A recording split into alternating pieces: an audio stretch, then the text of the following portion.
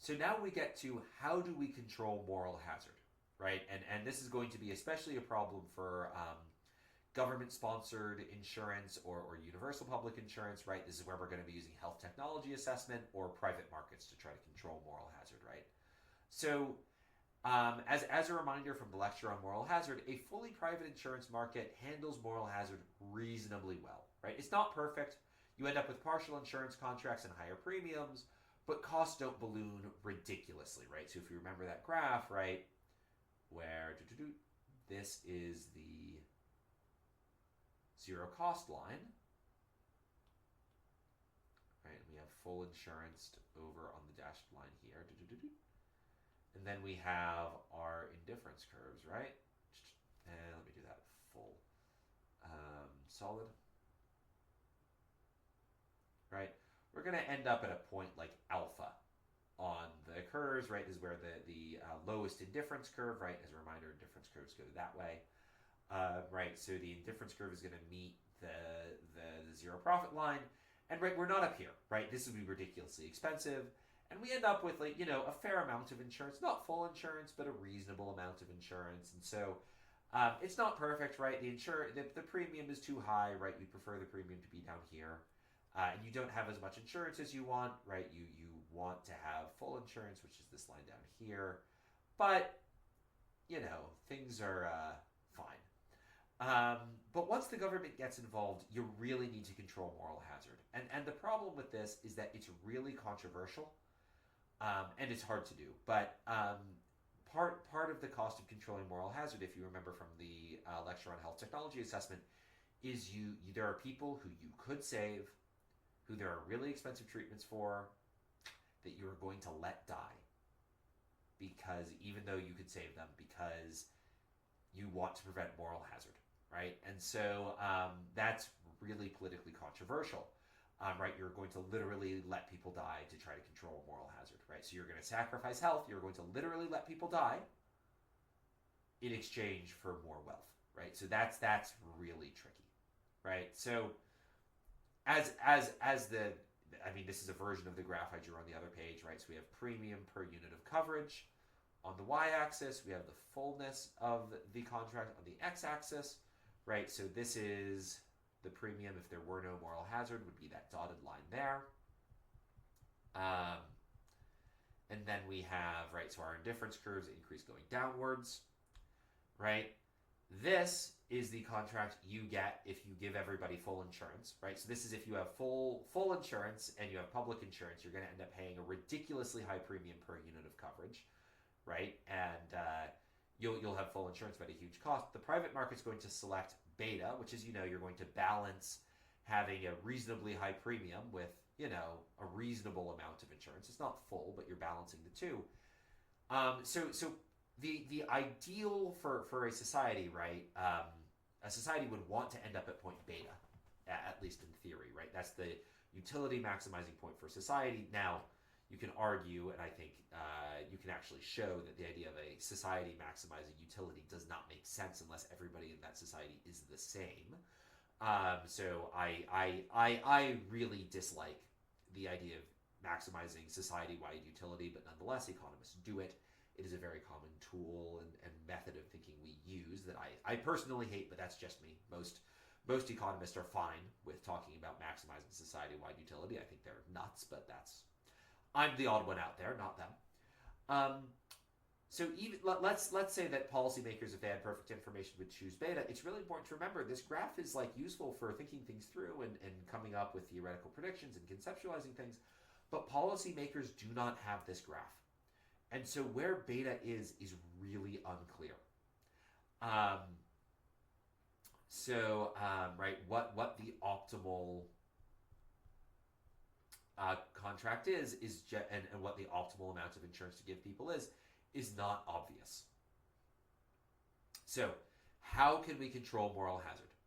Well, step one, health technology assessment and rationing, right? So we say, nope, drilling a hole in your skull is not an efficient treatment for migraines. We're going to forbid it, right? Or Liam, your Qulipta is too expensive. We're not going to cover it, right? So that's health technology assessment. Go back to propranolol. You're going to have more migraines, but it's going to be way cheaper.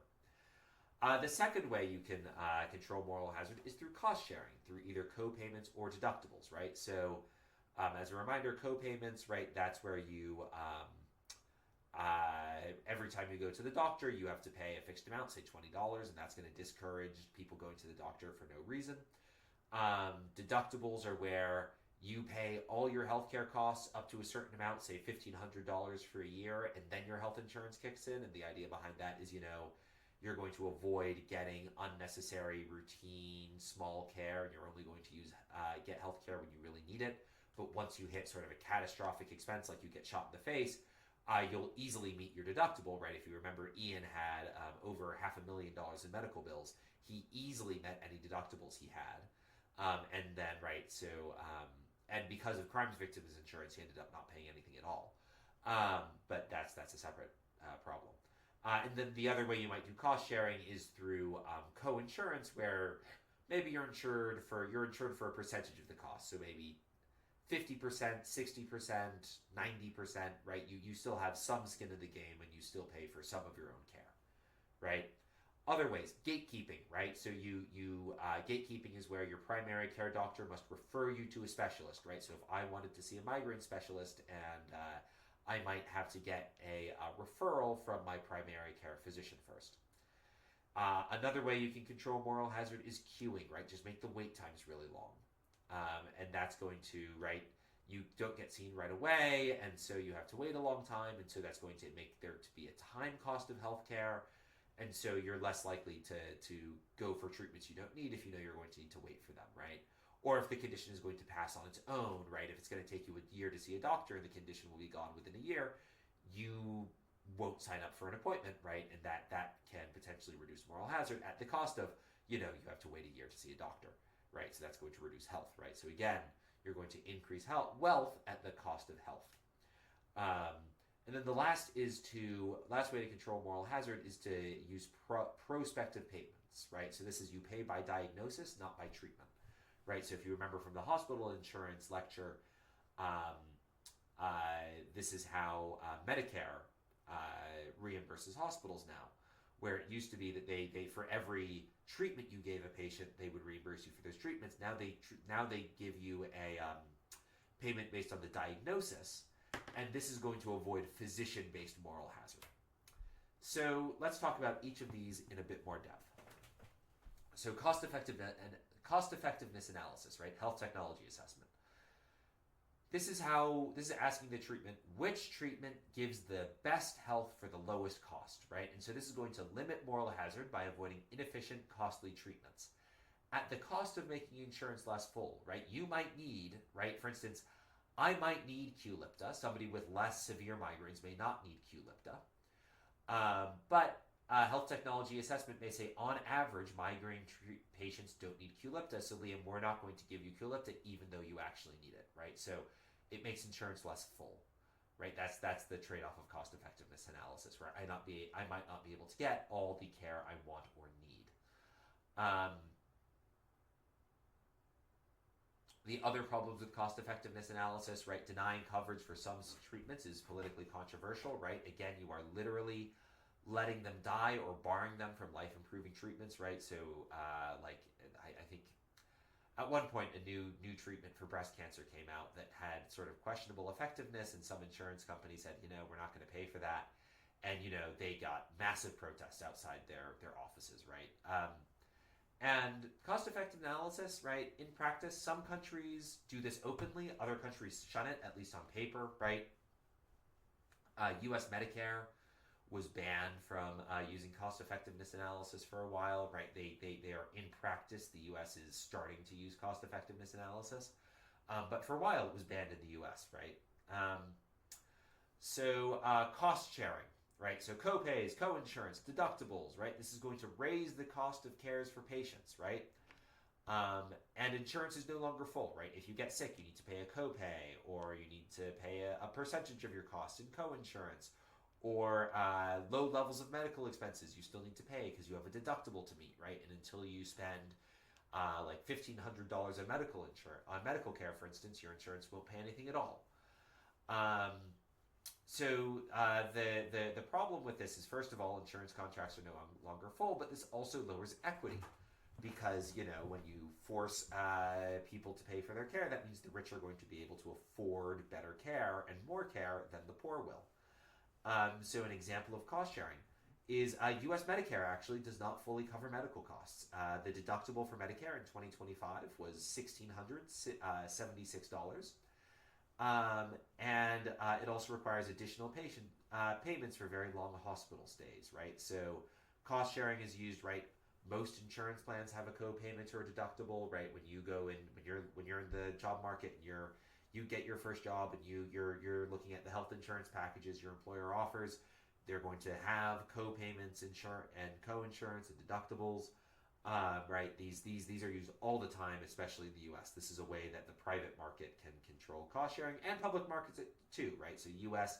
Medicare is publicly provided insurance to everybody of retirement age in the U.S., right? And they use cost sharing in the form of deductibles and by making people pay out of pocket for long hospital stays.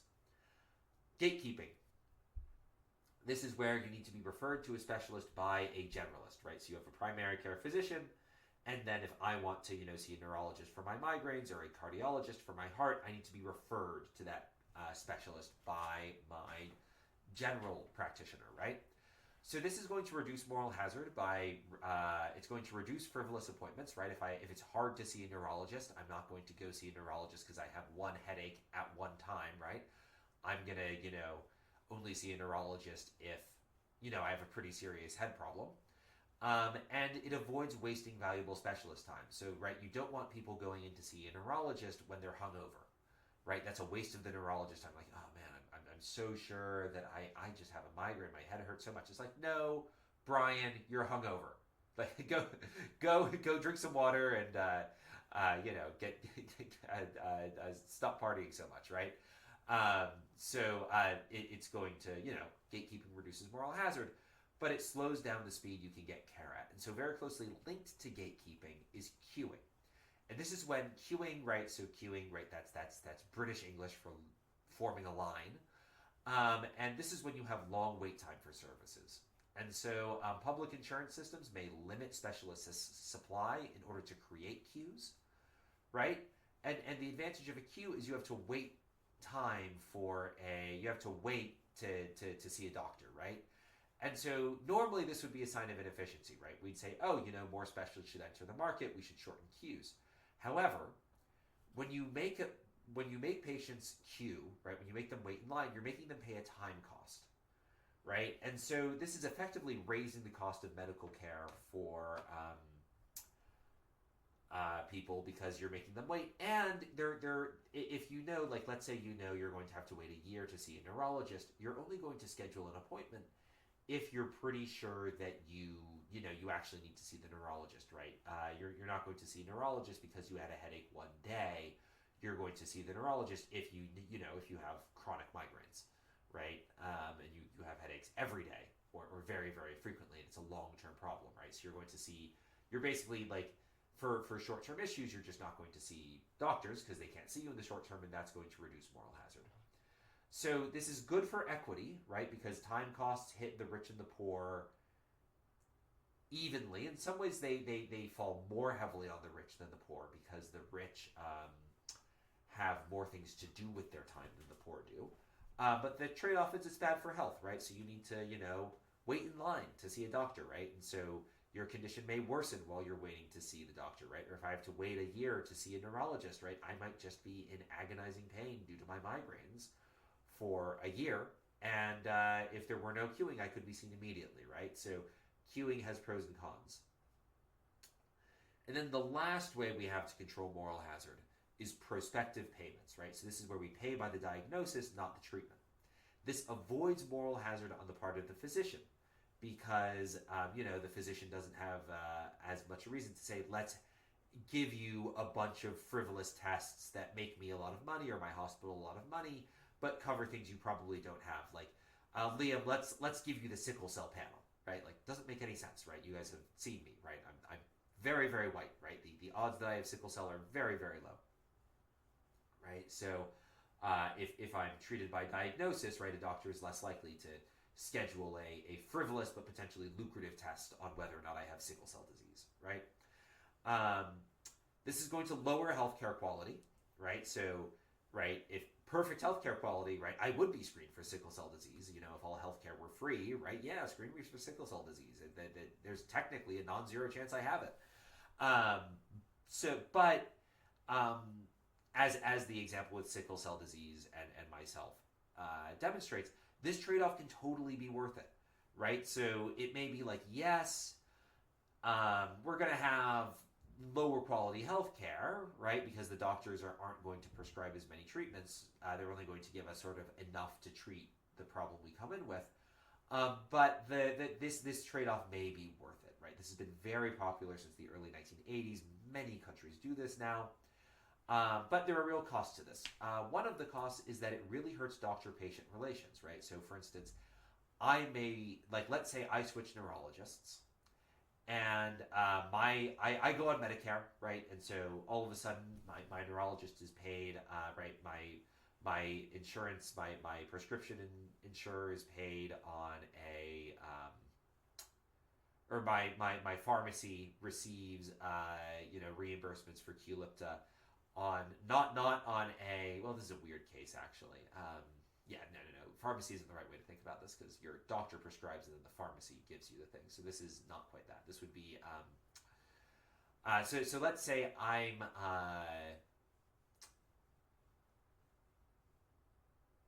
so let's say I turn 67, right? I go on Medicare and I have a back problem, right? And we'll use the back problem again, right? And I could either get a surgery or I could get a pillow, right? And the doctor says, look, to fix this back problem, you need to do some stretching and you need a pillow. Here you go. And I say, no.